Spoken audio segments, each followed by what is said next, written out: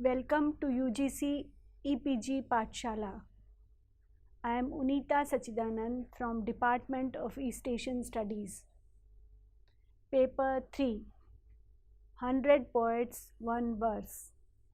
Module 19. Poem 52 to 54. Presenting human emotions, hardships and anxiety of love.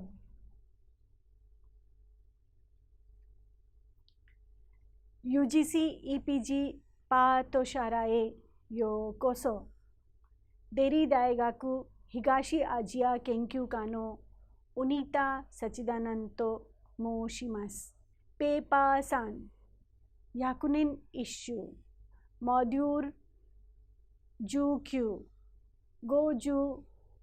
52から54まで、人間の感情を表す。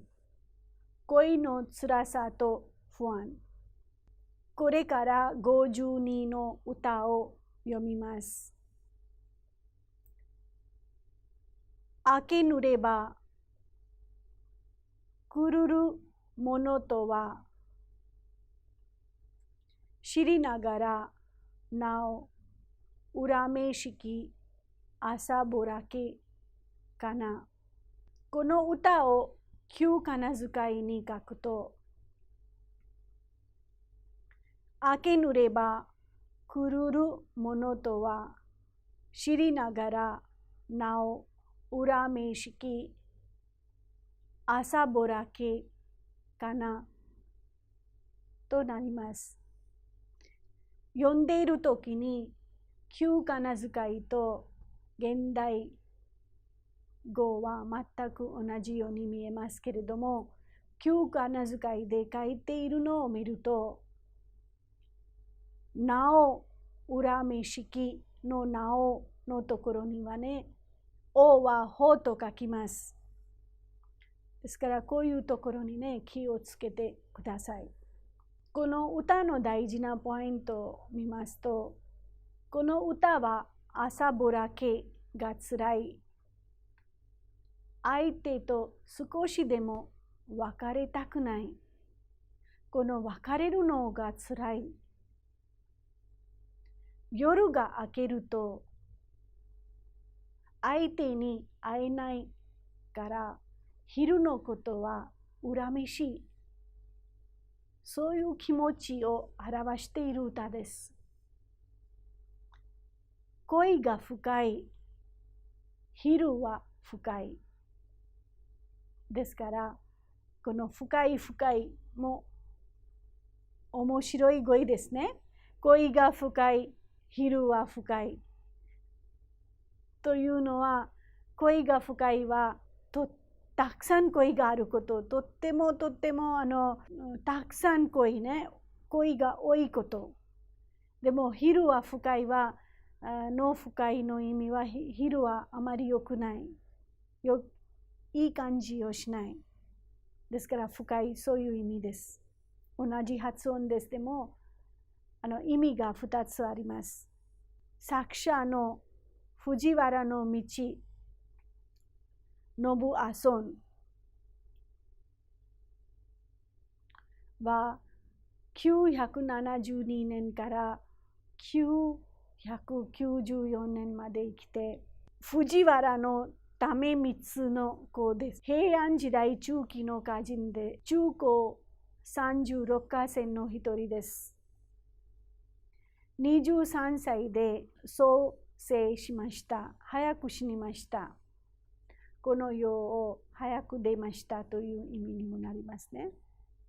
非常にバカに優れた歌人で、とてもいい性格の歌人と評されていました。歌の意味を見ましょう。夜が明けるとやがて日が暮れ、そうすればまたあなたに会えるのだと知っているものの、やはり恨めしく思われるのはあなたとしばらく別れなくてはならない明け方であるよという意味になります。というのは昔会えるのはほとんど昼じゃなくて夜ですね。ですから昼は恨めしく、夜は会いたくても我慢できないという感じもここに、気持ちもここに含まれています。語彙と解説に入りましょう。明けぬればは夜が明けてしまえばの意味です。来るものとは日は必ず暮れてまたあなたと会える。楽しみですね。あなたと会えるのはという意味も入っています。知りながらは心では分かっているもののという意味です。なおはそれでもの意味です。朝ぼらけは明け方、あたりがほのぼのと明るくなってきた頃の意味です。レンガではおおむね一緒に夜を過ごした男女が別れるという習慣で、男が女の元から立ち去る頃を案じてとか示しています。絹絹は絹絹の意味もこの歌に入っていますね。絹絹はとてもいい素晴らしい表現ですが、その意味は男女が共寝をした一緒に寝ることですね。共寝をした翌朝のことを示します。ですから絹絹は男女が共寝一緒に寝て翌朝のことです。それでは願書に入ります。夜が明けてしまうと必ず暮れてあなたに会えるとは知ってはいるものの、それでも恨めしい夜明けだなという素直な恋の気持ちがここに伝わってきます。そういう和歌の一つであります。絹絹の別れの辛さが強調されています。もう一度語彙を見ましょう。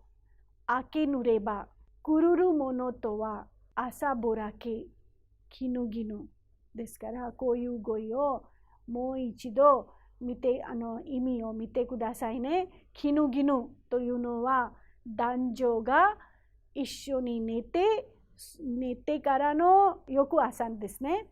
共寝をした翌朝のことです。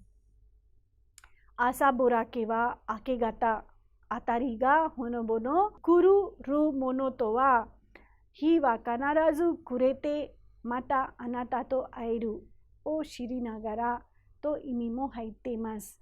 明けぬればは夜が明けてしまえばの意味です。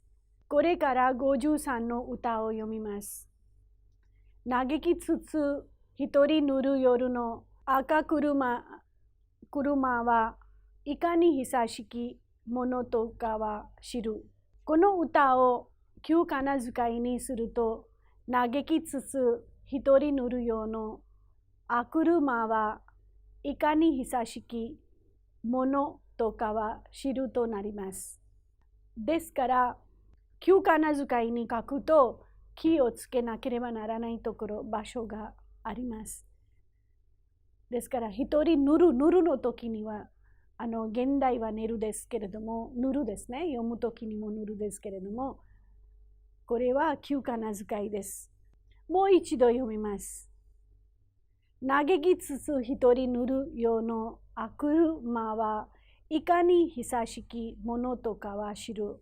一人寝の辛さ、寂しさと一人寝の夜の長さは強調されています。こういう二つの感じとか感情が強調されている歌と考えている同時に、夫に対する強い抵抗が示されている歌だと思います。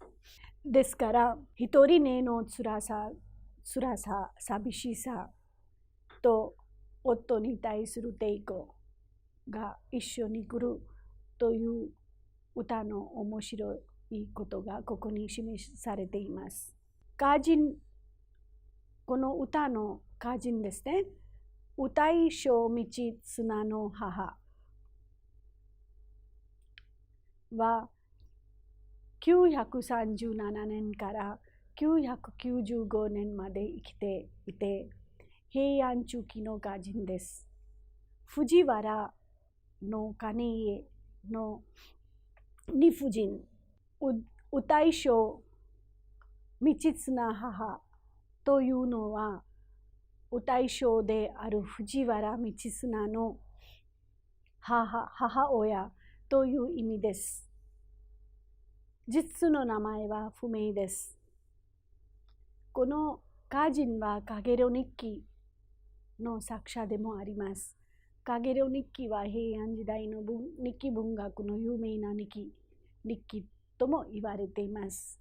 早速歌の意味に入りましょう。おいでにならないのを嘆きながら、一人で寝る夜の明けるまでがどんなに長いものか、あなたはお分かりになるでしょうか。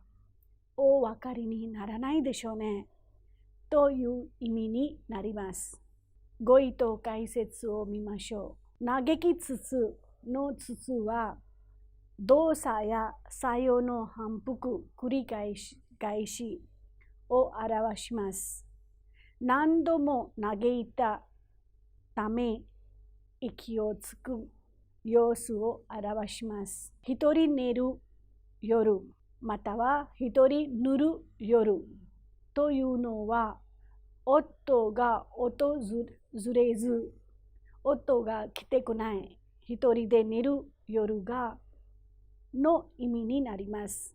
あくるまはというのは、夜が明けるまでの間はという意味です。孤独な夜が長く感じます。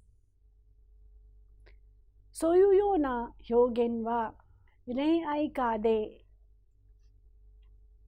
は百人一首の中にもいくつかあります。いかに久しきものとかは知るのいかにはどのぐらいの意味ですが、絶対でどんなに長いものか知っておられるでしょうかという意味になります。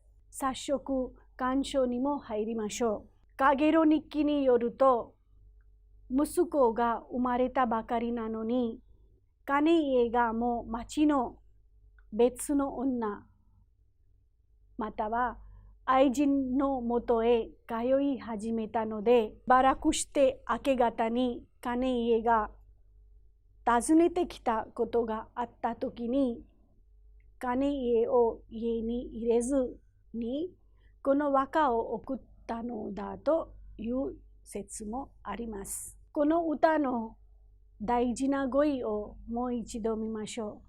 一人寝る夜、あくるまはいかに久しきものとかは知る。かげろ日記。とても、このかげろ日記という語彙はとても有名な語彙とか日記ですね。これから54の歌に入ります。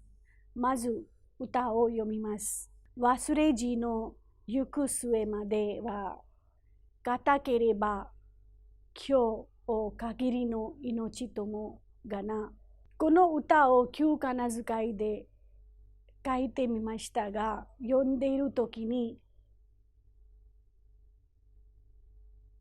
同じように読みますけど、気をつけなければならない場所は、行くの行ですね。その後は末、行く末の末ですが、その末の絵はちょっと別に書きますが、でも読むときには現代語の絵ですけれども、今日は本当は慶風と書きますけれども、読むときには今日です。もう一度読みます。ちゃんと聞いてください。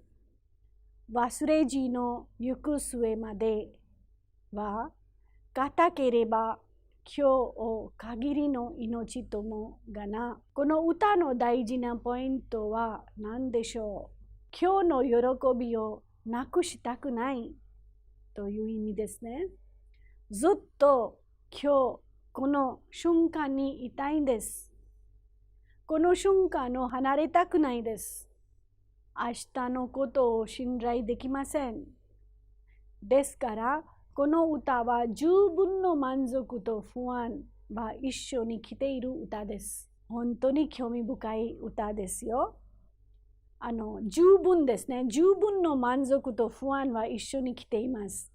だからちゃんとこれを読んでいってください。この歌の作者または歌人は義堂三子の母で平安時代の上流歌人です。女房36河川に数えられますが、そのコレチカの母とも呼ばれています。この歌の歌人または作者の義堂三子の母は平安時代の上流歌人です。義堂三子のコレチカの母とのことです。歌の意味に入りましょう。あなたが私のことをいつまでも忘れまいと言われますが、その言葉を将来までは頼みにしがたいので、そうおっしゃる今日を最後とする命であってほしいということです。そういう意味になります。語彙を見ましょう。語彙と解説を見ましょう。忘れじの忘れじはいつまでもあなたを忘れない。あなたへの愛は変わらないという男の言葉であります。男は女性に対してあなたを忘れじというのは絶対忘れません。私の愛は変わりませんという意味になります。忘れじののは連帯種族格造詞であります。行方末まではの行く末という意味で、全体で将来いつまでも変わらないことはという意味になります。確かに固ければとは難しいという意味です。今日を限りの今日は男が忘れじと言った日を指します。ですから今日を最後に死ぬ命という意味になりますが、命ともがなは命であれば良いなという意味です。早速漢書にも入りましょう。永遠を誓ってくれた恋人の言葉に喜びながらも、その言葉の不確かさに怯えて幸せな今のうちに死んでしまいたいという女性なら、誰もが共感できる心を美しい言葉で読み上げている。当時一夫多妻の習慣があったので、男が女の家に通うのは普通だったのです。これを妻どい婚と言って、女はいつも男を待つしかなかったのであります。とても辛いことですけれども、しょうがなかったと思います。この歌の大事な語彙をもう一度見ましょう。忘れじ、いくつへ、一夫多妻、ごめんなさい、一夫多妻へ。